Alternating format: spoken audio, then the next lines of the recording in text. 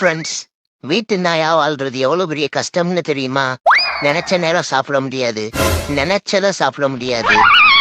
நல்லா சந்து பொந்து சாக்கடை குப்பை தொட்டின்னு சுதந்திரமா தெரிய வேண்டிய ஆள விலங்க மாட்டி வெல்கம் பாய் மாய் வீட்டு முன்னாடி கட்டி போட்டிருப்பாங்க.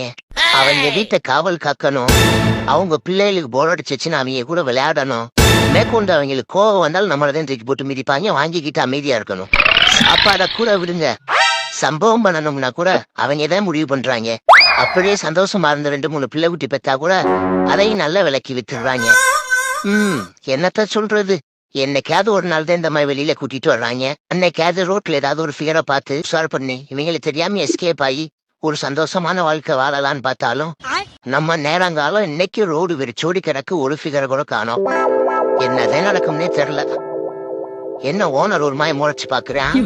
மைண்ட் வாய்ஸ் நினைச்சு சத்தமா பேசிட்டோமோ?